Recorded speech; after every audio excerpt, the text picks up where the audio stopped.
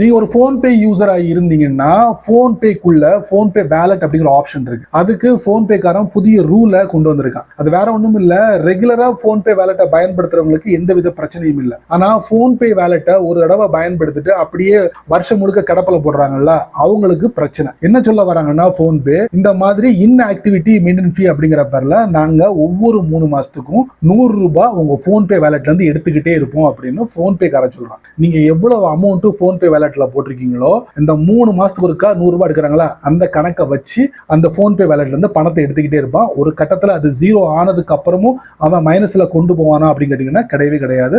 நம்மளுடைய பேங்க் அக்கௌண்ட்லயும் அவன் கை வைக்க மாட்டான்.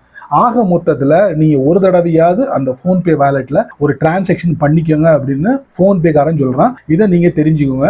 இது எதுக்கு அவன் 100 ரூபாய் வசூல் பண்றான் அப்படின்னு பாத்தீங்கன்னா, பிளாட்ஃபார்ம் மெயின்டெனன்ஸ், அதே மாதிரி சாஃப்ட்வேர் அப்டேட், இந்த பக்கை ஃபிக்ஸ் பண்ணக்கூடியது விஷயங்களுக்கு, அதே மாதிரி யூசரோட எக்ஸ்பீரியன்ஸை இம்ப்ரூவ்மெண்ட் பண்றதுக்கு, இது எல்லாத்துக்கும் சேர்த்து தான் நாங்க 100 ரூபாய் உங்ககிட்ட வசூலிக்கும் அப்படின்னு போன்பேக்காரன் சொல்றான். இவன் மட்டும் தான் வசூல் பண்றானா அப்படின்னு கேட்டீங்கன்னா, மோபிக்விக்னு ஒருத்தர் இருக்கான், அவன் இந்த மாதிரி தான் வசூல் பண்றான். ஏர்டெல் பேமெண்ட் பேங்க் அவனும் இதே மாதிரி தான் வசூல் பண்றான். ஆக மொத்தத்துல இந்த அமேசான் பேயும் பேடிஎம்மும் நம்ம வேடிக்கை பார்த்துக்கிட்டு இருக்கான். இவன் நடைமுறைக்கு உணர்ந்தால அடுத்து அவன் களத்துல இறங்குவான்னு நினைக்கிறேன். எனிவே, போன்பே வேலட்ல உள்ள ஒரு சில விஷயங்களை நான் உங்களுக்கு இந்த வீடியோல பதிவு பண்றேன், தெரிஞ்சுக்கோங்க. போன்பே ஓபன் பண்றேன். To mobile number, to bank self, பக்கத்துல போன்பே வேலட் இருக்கா, இது மூலியமா நீங்க ஏதாவது சர்வீஸ் நடத்துறீங்கன்னா 2% கேஷ்பேக் இருக்குன்னு போட்டிருக்கான் தற்சமயம். இதை நான் தட்டுறேன். தட்டினோட பாருங்களேன், ரெஸ்யூம் யூசிங் வேலட். நான் இது வரைக்கும் பயன்படுத்தல, நான் பயன்படுத்த போறதும் கிடையாது. ஏன்னா இந்த ரூலை பார்த்தோன்னே எனக்கு பயன்படுத்துற எண்ணமும் போயிடுச்சு. இப்போ நான் என்ன பண்ணேன், டாப் ரைட்ல பாத்தீங்கன்னா இந்த கொஸ்டின் மார்க் இருக்கு பாத்தீங்களா, அதை நான் தட்டுறேன். இங்க நிறைய கேள்வி பதில் இருக்கு. நான் என்ன பண்ண போறேன்னா, இந்த ரீஆக்டிவேட்டிங் க்ளோசிங், நிறைய பேருக்கு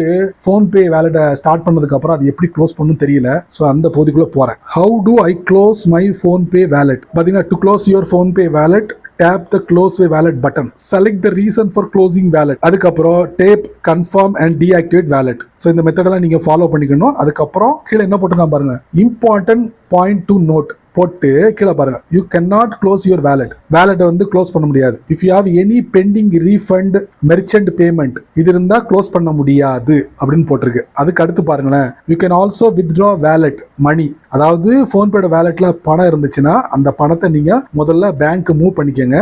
ஆஃப்டர் கம்ப்ளீட்டிங் ஃபுல் கேஒய்சி. இந்த ஃபுல் கேஒய்சினா என்ன அப்படிங்கறத நான் உங்களுக்கு காட்டுறேன். கேஒய்சி, ஃபுல் கேஒய்சி இதாங்க. இந்த பகுதிக்குள்ள போயிட்டு ஸ்டெப் பை ஸ்டெப்பா தெரிஞ்சுக்கிட்டீங்கன்னு வச்சுக்கோங்க. இதை கொடுத்து நீங்க சப்மிட் பண்ணீங்கன்னா போன்பேட வேலட்டை கம்ப்ளீட்லி க்ளோஸ் பண்ணிடலாம். இந்த மாதிரி சின்ன சின்ன விஷயங்கள் நிறைய தெரிஞ்சுக்கணும் ஆசைப்பட்டீங்கன்னா வழக்கம் போல நம்ம சேனலை ஃபாலோ பண்ணுங்க.